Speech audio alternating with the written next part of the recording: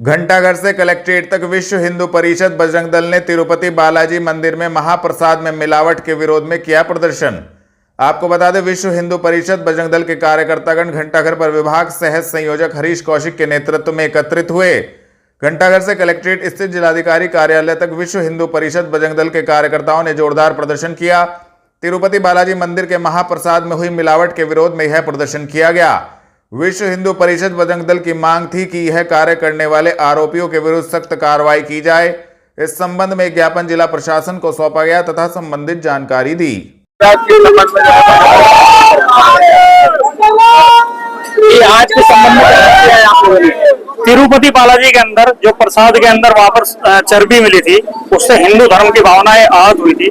तो विश्व हिंदू परिषद बजरंग दल के द्वारा केंद्रीय नेतृत्व के आह्वान पर पूरे भारतवर्ष के अंदर जिला केंद्रों पर विरोध प्रदर्शन करते हुए महामहिम राज्यपाल को संबोधित ज्ञापन दिया गया है और उसमें मांग की गई है कि जितनी भी हिंदू धर्म की भावनाएं आहत करने वाली रोज घटनाएं हो रही है, इन पर जल्द से जल्द सरकार अंकुश लगाए और जितने भी मंदिर सरकार के नियंत्रण में हैं, उनको जल्द से जल्द मुक्त करके जो वहाँ के साधु संत है, भक्तजन है, उनको सौंपने का कार्य सरकार जल्द से जल्द करे। ये पूरे प्रकरण में क्या है, भारत के अंदर एक देश विरोधी ताकतें रोज घटनाएं कर रही हैं। देखते हैं हम लोग, कहीं लव जिहाद के माध्यम से, कहीं थूक जिहाद होता है, कहीं जूस जिहाद होता है, कहीं पटरी पर रोज सिलेंडर मिलते हैं। तो ये पूरा का पूरा एक विधर्मी समाज है और एक प्रोपेगेंडा के तहत रोज नई नई घटनाओं को अंजाम ये लोग कर रहे हैं, जिसमें हिंदू समाज की भावनाएं रोज आहत हो रही हैं। तो हम लोग इसी के विरोध में आज यहाँ पर सहारनपुर में एक तरफ हुए रहे। दोषियों के खिलाफ किस तरह की कार्रवाई की मांग करते हैं? दोषियों के खिलाफ सरकार को चाहिए कि जल्द से जल्द या तो फांसी की सजा हो, और अगर सरकार कुछ नहीं कर सकती तो बजरंग दल के कार्यकर्ताओं को छोड़ दे कि वो विधर्मियों को जिस भाषा में समझेंगे उसी भाषा में जवाब देने का कार्य करेंगे। इतनी सामर्थ्य इस भारतवर्ष के अंदर हिंदू समाज में है, बजरंग दल के कार्यकर्ताओं में है कि जो जिस भाषा में समझेगा हम उसी भाषा में उसको समझाएंगे। थाना गागालेडी पुलिस ने हत्या के मामले में वांछित अभियुक्त को किया गिरफ्तार। पुलिस लाइन में प्रेस वार्ता आयोजित। आपको बता दें, जनपद में पुलिस अपराधियों के विरुद्ध कार्रवाई कर रही है। थाना गागालेडी पुलिस ने हत्या के मामले में वांछित अभियुक्त पुष्पेंद्र को गागालेडी क्षेत्र से गिरफ्तार करने में महत्वपूर्ण सफलता प्राप्त की है, जिसके कब्जे से पुलिस ने एक डंडा आला कत्ल बरामद किया है। संबंधित धाराओं में कार्रवाई करते हुए अभियुक्त को न्यायालय के समक्ष पेश किया गया है। इस संबंध में एसपी सिटी अभिमन्यु मांगलिक ने पुलिस लाइन स्थित सभागार में प्रेस वार्ता कर संबंधित जानकारी दी। मामला था जो हरियाबाद में शराब के ठेके पर मारपीट हुई थी, इसमें एक जो व्यक्ति है उसकी मौत हुई थी। किस प्रकार से उनमें आपस में झगड़ा हुआ? जी हाँ, कुछ दिनों पूर्व ये दोपहर के 4 साढ़े 4 बजे घटना हुई थी। ये कस्बा गागालेडी चौकी क्षेत्र में एक वहां पर देशी शराब का ठेका है और कैंटीन है आपस में लगे हुए, जिसमें 2 लड़के आपस में लड़े और जिसकी वजह से एक अनिल जो उसमें मृतक था उसकी वहां पे मृत्यु हो गई थी। उसका जो मुख्य अभियुक्त था पुष्पेंद्र, जिसने वहां पे मारपीट करी थी, उसको पुलिस ने गिरफ्तार कर लिया है और कोर्ट के सामने हम पेश कर रहे हैं। विवाद क्या था सर? जैसे पूछताछ की गई थी अभी अभियुक्त से, तो उसके द्वारा बताया गया कि दोनों ने ही काफी ज्यादा मात्रा में शराब का सेवन किया हुआ था और किसी बात को लेकर आपस में इनकी झड़प हुई। मूल रूप से जो जिसका शराब का ठेका था, उसने अभियुक्त से पैसे मांगे, उसको लेकर वो शराब के ठेके वाले के साथ भी विवाद किया उसने। अनिल भी बीच में आ गया और इसी विवाद में इसने अनिल को वहां पे जो डंडा पड़ा हुआ था उससे उस पर वार किया और उसकी वहां पे मृत्यु हो गई। ठीक है। थाना गागालेडी पुलिस ने ग्राम कैलाशपुर में फायरिंग की घटना करने एवं बलवे में वांछित 2 अभियुक्तों को किया गिरफ्तार। प्रेस वार्ता आयोजित। आपको बता दें, वरिष्ठ पुलिस अधीक्षक के निर्देशन में पुलिस अपराधियों के विरुद्ध कार्रवाई कर रही है। थाना गागालेडी पुलिस ने ग्राम कैलाशपुर में फायरिंग की घटना करने बलवे में वांछित 2 अभियुक्तगण शोएब बहरोज को गागालेडी क्षेत्र से गिरफ्तार करने में महत्वपूर्ण सफलता प्राप्त की है, जिनके कब्जे से पुलिस ने एक पोनिया मस्कट 12 बोर, 2 जिंदा कारतूस, 1 छुरा बरामद किया है। संबंधित धाराओं में कार्रवाई करते हुए दोनों अभियुक्त गणों को न्यायालय के समक्ष पेश किया गया है। इस संबंध में एसपी सिटी अभिमन्यु मांगलिक ने पुलिस लाइन स्थित सभागार में प्रेस वार्ता कर संबंधित जानकारी दी। जी सर, क्या पूरा मामला है जो कैलाशपुर में बीते दिनों पुलिस पर हमला किया गया 2 पक्षों के झगड़े में? कितने लोग इसमें पहले गिरफ्तार हुए थे और कितने लोग गिरफ्तार? जी हाँ, बीते दिनों में कैलाशपुर में एक घटना संज्ञान में आई थी, जिसमें 2 पक्षों के बीच में काफी समय से विवाद चल रहा था और उसमें एक पक्ष के कुछ लोगों ने वहां पर फायरिंग करी पहले, और फायरिंग में जो वहां के राहगीर थे उनको छर्रों की चोट लगी थी। उसमें कुछ लोग नामजद कराए गए थे, तहरीर प्राप्त करी थी उसमें। तो उसमें उसी मुकदमे में जब पुलिस वहां पर अभियुक्तों के यहाँ दबिश देने गई थी तो पुलिस पर हमला भी किया गया था।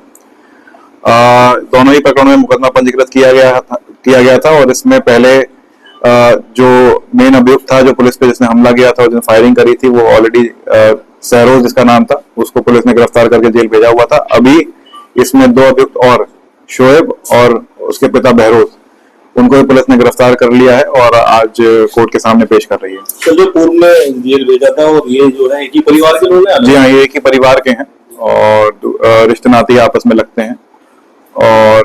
और भी इसमें अभियुक्त जो हैं उनके परिवार के, इसमें मुख्य अभियुक्त जोएब है, वो अभी तक वांछित है और उसको पकड़ने के लिए भी टीम लगी हुई है। कितने अभी तक सर फरार है इसमें? जो इसमें टोटल जो नामित अभियुक्त थे वो 7 नामित अभियुक्त थे, जिसमें से एक ये प्रकाश में आए हैं बहरोज, तो टोटल 8 अभियुक्त हमारे इसमें हो गए हैं और जिसमें से 3 गिरफ्तार कर लिए गए हैं, बाकी 5 अभी शेष रह गए हैं।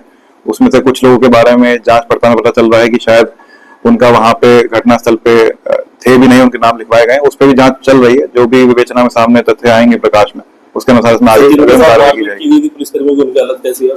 जी हाँ, बिल्कुल, जैसे मैंने आपको बताया था वो डिस्चार्ज भी हो गए हैं, जो हेड कांस्टेबल थे वो डिस्चार्ज हो गए और कुछ दिनों में वो ड्यूटी भी ज्वाइन कर लेंगे। ये शोएब जो है, इसका एक वीडियो भी आया था कि ये जिम में था उस टाइम, तो जी नहीं, शोएब का कोई इस तरह का वीडियो नहीं है जिसमें जिम में दिखाई दे रहा है। और जोएब और शोएब 2 भाई हैं जिन पे पहले भी कई मुकदमे लिखे गए हैं और इनकी जो ख्याति है कैलाशपुर में वो भी अच्छी नहीं है। ठीक है सर। जनपद में ट्रैफिक व्यवस्था को सुधारने में लगा जिला पुलिस प्रशासन। नाबालिग बच्चों को वाहनों से स्कूल आने जाने पर रोक। आपको बता दें, मंडलायुक्त एवं वरिष्ठ पुलिस अधीक्षक के निर्देशन में पुलिस अधीक्षक यातायात सिद्धार्थ वर्मा, ARTO प्रवर्तन, जिला विद्यालय निरीक्षक द्वारा एक बैठक समस्त विद्यालयों के प्रबंधक एवं प्रधानाचार्यों के साथ की गई।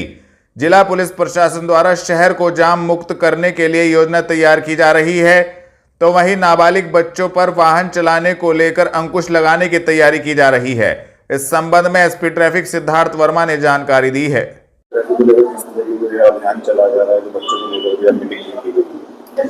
देखिए, जनपद सहारनपुर में जो बढ़ती हुई ट्रैफिक जाम की समस्या है, इसको निपटने के लिए जो यहाँ पर शहरी क्षेत्र के जो मुख्य कॉलेजेस हैं उनके प्रिंसिपल और मैनेजर्स की एक मीटिंग ARTO प्रशासन, ARTO एनफोर्समेंट और DIOS की साथ ली गई है।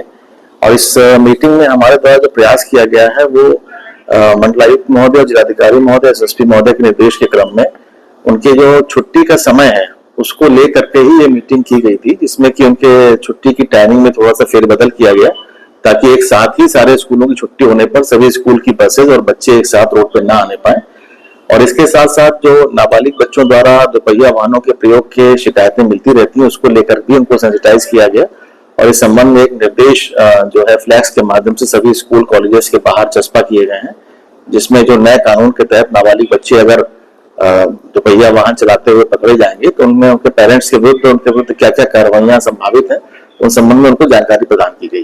तो जनपद में किस तरह का अभियान चलाया जा रहा है, कितनी चालानी कार्रवाई की गई है? देखिए, चालानी कार्रवाई निरंतर चल रही है, लेकिन हमारा उद्देश्य सिर्फ चालान करना नहीं है बल्कि जागरूकता के साथ साथ आम जन को चलने के लिए रोड खाली मिले और जाम की समस्या कम से कम मिले, इस पे हमारा विशेष जोर है। इसके चलते जो ई-रिक्शा हमारे जनपद में और शहरी क्षेत्र में काफी बड़ी संख्या में है, उनके लिए भी रूट निर्धारण की कार्रवाई चल रही है, जो दिवाली के आसपास हम इस कार्य को पूरा पूर्ण कर लेंगे। और लगभग 10,000 के ऊपर ई रिक्शा है, इनको हमने 13 रूट्स में डिवाइड किया है, उनके एप्लीकेशंस लिए जा रहे हैं और आगे से हम इसको इन्फोर्स करेंगे कि वो उसी रूट पर चले ताकि ट्रैफिक जाम की स्थिति से काफी हद तक अंकुश लगाया जा सके। वार्ड 24 गोविंद नगर निवासी अमित माहेश्वरी ने नगर निगम एवं स्थानीय पार्षद पर लगाया दुकान के बाहर जबरन तोड़फोड़ का आरोप। आपको बता दें, वार्ड नंबर 24 गोविंद नगर में माहेश्वरी जनरल स्टोर के नाम से अमित माहेश्वरी की दुकान है, जिनकी दुकान के बाहर बने थड़े को नगर निगम द्वारा तोड़ दिया गया। पीड़ित का आरोप था कि नगर निगम एवं स्थानीय पार्षद की मिलीभगत से यह दुकान के बाहर तोड़फोड़ की गई है। उनका पूरा मामला कोर्ट में विचाराधीन है। इसके बावजूद भी नगर निगम ने बुलडोजर से अमित माहेश्वरी की दुकान के बाहर तोड़फोड़ करी, तो वहीं पीड़ित परिवार ने नगर निगम एवं पार्षद के विरोध में दुकान के बाहर जबरदस्त हंगामा किया। क्या नाम है आपका? अमित माहेश्वरी। महेश्वरी जी, क्या मामला हुआ है जो आप लोगों ने यहाँ हंगामा किया है? यहाँ पर मौजूदा जो पार्षद हैं उनकी शय पर 1-2 लोगों की भड़काई भाषण में या अपने पक्षपात पे या अपने निजी फायदे के लिए लोग जबरदस्ती आयुक्त साहब के पास क्या कह के गए, कुछ नहीं। अभी हमारे पास आए, कुछ नहीं किसी का सुना उन्होंने, नगर निगम वालों ने ना कोई कागज दिखाया हमें, जबकि हमने अपने सारे कागज नगर निगम में भी दे रखे हैं, सबकी कॉपी है। इन दोनों प्रॉपर्टी पे कोर्ट केस चल रहा है जिसके अगेंस्ट इस पे हाथ भी नहीं लगा सकते, ना हम ना वो। उसके बाद भी जबरदस्ती वो तोड़ के गए। 5 दिन पहले हमने नगर आयुक्त साहब को ज्ञापन दिया था जिसमें यहाँ सबकी जानकारी दी थी, उन्होंने यहाँ के जेई को उसे फॉरवर्ड किया था कि वो आएंगे सर्वे करेंगे। आज तक यहाँ कोई नहीं आया, कोई सर्वे नहीं करी, हमें इन्होंने कोई आदेश नहीं दिखाया। आए, तोड़े और चले गए। जबरदस्ती की सिर्फ तोड़बाजी हुई है, जिदबंदी में केवल। किसकी शिकायत पे कार्रवाई हुई है, किन लोगों ने ये शिकायत की है? जहाँ पर राजीव मेहता और जो हमारे पार्षद है उनकी मिली भगत है।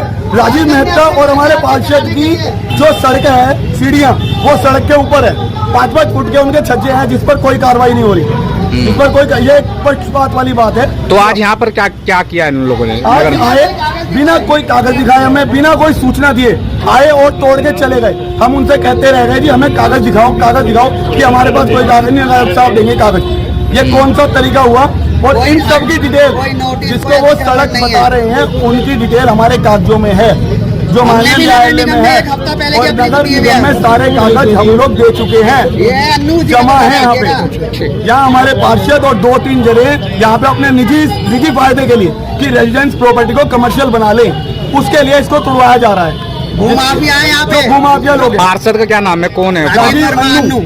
और यहाँ पर ये 12 फुट की रोड कागजों में सिटी मजिस्ट्रेट साहब से रजिस्टर्ड है, जिसको ये 18 फीट की रोड कैसे बना देंगे?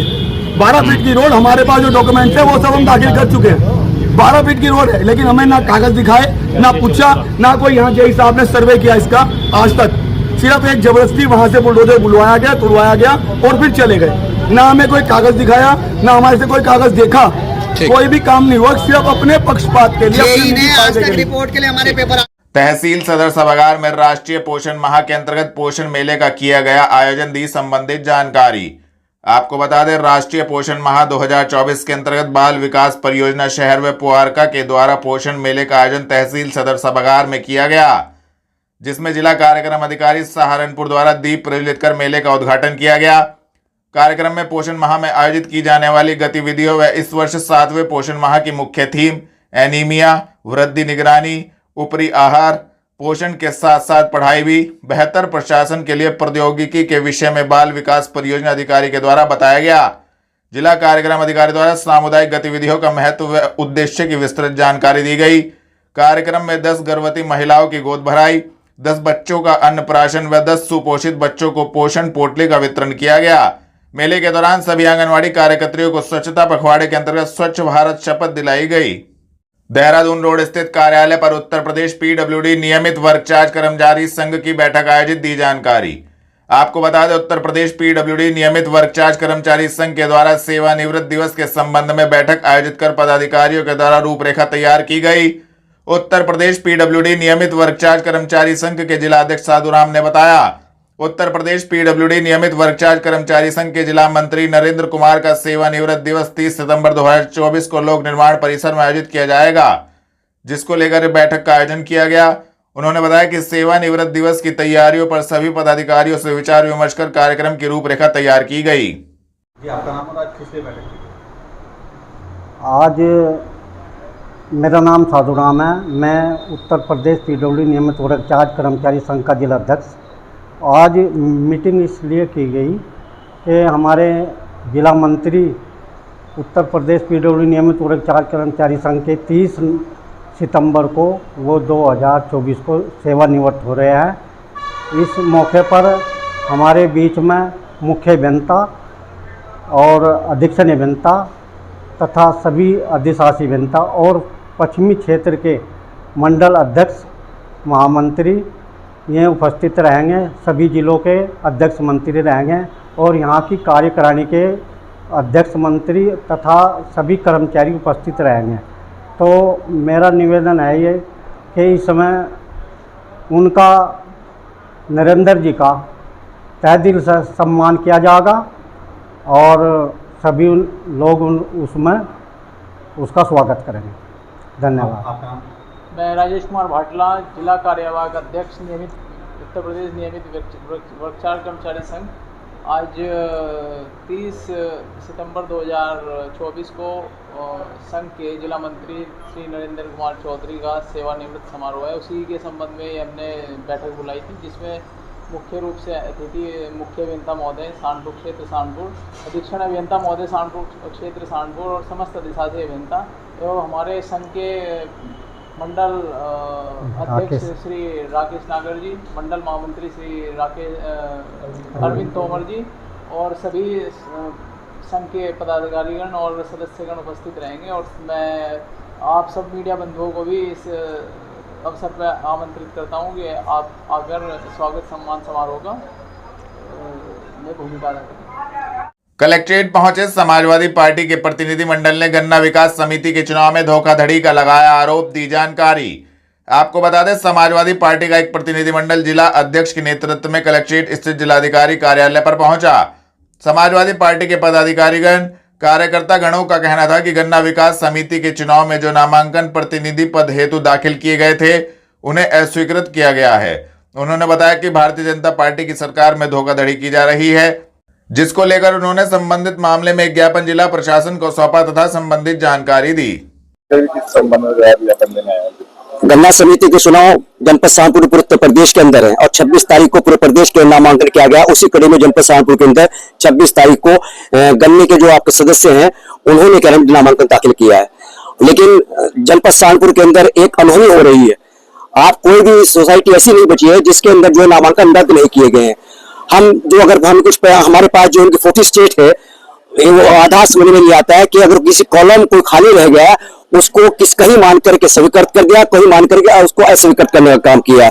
हमारी आज जो है समाजवादी पार्टी के डेपुटेशन जिलाधिकारी महोदय से मिलने के लिए आए कि जनपद सहारनपुर के अंदर निष्पक्ष चुनाव की प्रक्रिया प्रणाली को अपनाया जाए और जो नामांकन रद्द किए गए हैं, चाहे वो जनपद सहारनपुर किसी भी सोसाइटी के अंदर हो, उनको नामांकन को स्वीकृत करके आपके चुनाव के अंदर भागीदारी सुनिश्चित करने का कार्य किया जाए। अभी जिलाधिकारी महोदय नहीं है, 4 बजे का हमें टाइम दिया था, अभी नहीं आ पाए हैं। उनसे करेंगे मिलकर के हम उनसे ये आग्रह करेंगे इस बात के लिए कि इसकी निष्पक्ष जांच करा करके उनको स्वीकृत करने का काम किया जाए। अगर इसी कड़ी के अंदर कोई भी यहाँ का प्रशासन यहाँ पर करेंगे इसमें कोई अपने कार्य योजना नहीं बनाता है, आश्वस्त हमको नहीं करता है और आश्वस्त नहीं बल्कि वो प्रक्रिया जो चुनाव प्रक्रिया होती है, चुनाव के अंदर ये साफ लिखा हुआ है, उसके मैनुअल के अंदर जो लिखा हुआ है साफ लिखा हुआ है, नामांकन किसी प्रक्रिया के अंदर कोई भी त्रुटि है उसको बुला करके उसको त्रुटि को सही कराया जाए और नामांकन किसी भी कीमत पर रद्द न किया जाए। लेकिन ये भारतीय जनता पार्टी की साजिश के एतबार से और यहाँ घिनौनी हरकत करने का काम किया जा रहा है कि किस किसान को उस सोसाइटी से जहां का सदस्य है, जहां वो अग्रणी रहता है, जहां वो पूरे देश को आपका चीनी का भंडार इकट्ठा करने का काम करता है, उसको चुनाव प्रक्रिया से अलग थलग करने का काम किया जाता है। आज समाजवादी पार्टी का डेपुटेशन इसी के तहत जो है आप जिलाधिकारी महोदय से मिलने का है और हम मांग करते हैं इस बात के लिए कि पूरे प्रदेश के अंदर और जनपद सहारनपुर के अंदर चुनाव प्रक्रिया को सरल बनाया जाए और उसको निष्पक्ष रूप से चुनाव कराने का काम किया जाए। पुलिस लाइन पहुंची बॉलीवुड अभिनेत्री ने पूर्व विधायक पर शारीरिक शोषण एवं नशीला पदार्थ पिलाने का लगाया आरोप, दी जानकारी। आपको बता दें, सहारनपुर निवासी बॉलीवुड अभिनेत्री ने उत्तराखंड की ज्वालापुर विधानसभा सीट के पूर्व विधायक सुरेश राठौर पर गंभीर आरोप लगाए हैं। उन्होंने शारीरिक शोषण, अश्लील वीडियो बनाने और लगातार प्रताड़ित करने का आरोप लगाया है। पीड़ित ने पुलिस लाइन स्थित वरिष्ठ पुलिस अधीक्षक कार्यालय पर पहुंचकर न्याय की गुहार लगाते हुए उक्त मामले में कठोर कार्रवाई की मांग की है। देखिए, मैं पिछले लगभग 2.5 साल से रविदास आचार्य सुरेश राठौर जी के साथ एक धर्म पत्नी के रूप में रह रही हूँ। नेपाल में उन्होंने मेरे साथ शादी की थी, गंधर्व विवाह किया था और लगातार आ रहे थे जा रहे थे। अभी कुछ 2-3 महीने पहले मेरा एक वीडियो भी वायरल हुआ था जिसमें वो कंघा कर रहे हैं मेरे बालों में। बहुत ज्यादा चर्चाओं का विषय बना वो राजनीतिक गलियारों का। और अभी लगभग 8-10 दिन पहले एक मेरा वीडियो वायरल किया उनकी पत्नी ने, उनकी धर्म पत्नी ने, जिसमें मैं ई रिक्शा में जा रही हूँ और उनके बोल रही हूँ कि मेरी गाड़ी छीन ली गई। मेरा ऐसा कभी भी उनकी छवि धूमिल करने का उद्देश्य नहीं था। वो मैंने उनको व्यक्तिगत रूप से भेजा था लेकिन अब वो सिरे से नकार रहे हैं और मेरे ऊपर उन्होंने एक ब्लैकमेलिंग का केस कर दिया है। मैं ये पूछती हूँ कि अगर जो मैं रविदास आचार्य जी से आपके चैनल्स के माध्यम से पूछना चाहती हूँ कि अगर मैं ब्लैकमेलर थी तो 21 तारीख तक मेरे घर क्यों आ रहे थे? घर के आगे सीसीटीवी में गाड़ी खड़ी हुई दिखाई दे रही है, मुझे छोड़ने आ रहे हैं, मुझे डॉक्टर की दिखा के ला रहे हैं। 20 तारीख के कार्यक्रम में मैं दिल्ली में हूँ उनके साथ, राष्ट्रीय कार्यकारिणी में उनके साथ हूँ और लगातार और उन्होंने कहा कि 7 लाख रुपए मैंने ऑनलाइन दिया। हाँ, मैं उसको डिनाई नहीं कर रही हूँ क्योंकि मैं उनकी पत्नी हूँ और घर का खर्चा देना उनका धर्म है, वो देते हैं, लगातार देते हैं, घर का खर्चा देते हैं, लेकिन उसको ब्लैकमेलिंग में पेश कर दिया। लेकिन मुझे पत्नी धर्म नहीं दे रहे हैं कि मैं पत्नी हूँ, ये मानने को बिल्कुल नकार कर रहे हैं, नकार रहे, सिरे से नकार रहे हैं। कुछ महीने पहले एक आपका वीडियो वायरल हुआ जिसमें आप कह रहे थे कि मैं प्रेम में दीवानी हूँ क्योंकि वैसे हमारे कोई रिलेशन नहीं है, सिर्फ एक मीरा और राधा जी भक्ति है मेरी। जी, अब देखिए कहना तो नहीं चाहिए। अब ये घर की बातें जब सड़क पे आई गई तो मैं कहूंगी कि जब मैं बुग्गा वाला इनके आश्रम में मिली, जाने अनजाने में इन्होंने मुझे खाने में जो नशीला पदार्थ दिया और मेरी एक वीडियो इन्होंने बनाई। मुझे कहने में कोई शर्म नहीं क्योंकि जब रिश्ते तार हो गए, सड़क पे आ गए और उसी वीडियो का वास्ता देते हुए इन्होंने मेरे साथ लगातार शारीरिक शोषण किया। उसी वीडियो के चलते हुए इन्होंने मेरे साथ शादी की। उसी वीडियो के चलते हुए बहुत सारे ऐसे काम ये मुझे करने के लिए प्रेरित कर रहे हैं कि मेरे पास कोई पद प्रतिष्ठा नहीं है, कुछ इस तरह के मुझे ये टर्म्स एंड कंडीशंस कह रहे हैं, कुछ नेताओं के लिए उनको प्रसन्न करने के लिए मुझे, क्योंकि जब इन्होंने रख दिया तो अब मैं भी बोलने में कोई हिचकिचाऊंगी नहीं। तो आपने एक इंटरव्यू में कहा है कि जो उनकी पहली पत्नी है जी, वो मेरे को हजम नहीं कर पा रही। हाँ, ये जो वीडियो वायरल किया मैंने सिर्फ 2 ही लोगों को भेजी थी, एक तो सुरेश राठौर जी को और एक उनकी धर्मपत्नी जो पहले वाली है रविंदर कौर, सिर्फ उन्हीं को मैंने भेजी थी। और मैंने इसलिए भेजी थी कि आप लोगों को ये लग रहा होगा कि वो हरिद्वार बैठ के सहारनपुर पता नहीं कितना मेरे ऊपर पैसा लुटा रहे होंगे। भाई मैं ई रिक्शा में जा रही हूँ, मैं बहुत साधारण सी हूँ और सब मैं यहाँ पे पैदा हुई हूँ सहारनपुर में, सहारनपुर की बेटी हूँ। यहीं पे मैंने बहुत सारे उतार चढ़ाव देखे हैं, यहीं से अभिनेत्री बनी हूँ, यहीं से एक्ट्रेस बनी हूँ, नाम कमाया, मुंबई गई और यहीं से अब मैं एक पॉलिटिशियन बनी हूँ। क्या चाहते हैं आप? मैं बस यही चाहती हूँ कि जिस तरह से अगर मैं मुस्लिम संप्रदाय की बात करूँ, मुस्लिम समाज की बात करूँ, मुस्लिम समाज में चार हम पत्नियां या 4 बीवी रखने का एक रख सकते हैं हम, लेकिन हिंदू समाज में क्या प्रत्यक्ष या अप्रत्यक्ष बहुत सारे इस तरह के लोग होते हैं कि बीवियां रखते हैं लेकिन उनको कभी कोई उनका नाम नहीं मिलता, दूसरी बीवी या गर्लफ्रेंड या रखेल का खिताब मिलता। बस मुझे ये है कि मुझे सामाजिक मुझे हक मिले, पत्नी का दर्जा मिले। बाल संवारने की जो वीडियो थी आपने भी उसमें बाद में कहा कि वो एक फिल्म की शूटिंग थी, तो उसको क्या हुआ? मैंने ये नहीं कहा कि फिल्म की शूटिंग थी, आप दोबारा से उसको देखिए। मैंने ये कहा कि मैंने अपने आप को रविदास आचार्य जी को समर्पित कर दिया, उसमें मैंने समर्पित कर दिया। वो चाहे वो मेरे बाल सवारे कुछ भी करे, मैं उनकी एक राधा की तरह हूँ, वो मेरे कृष्ण की तरह हैं। अब मैं बहुत सारी बातें होती है कि जब धीरे धीरे खुलती है। अभी उस समय मैं डर में थी बहुत ज्यादा क्योंकि एक वीडियो उनके पास मेरी है जिसकी वजह से वो मुझे बहुत ज्यादा प्रेशर में रखते थे, यहाँ तक कि प्रेशर में रखा उन्होंने कि अगर तुमने मुंह खोला तो मैं तुम्हारे बच्चों की भी हत्या करवा दूंगा। मुझे पता है कि मैं 1 साल से अपने बच्चों का चेहरा तक नहीं देखा।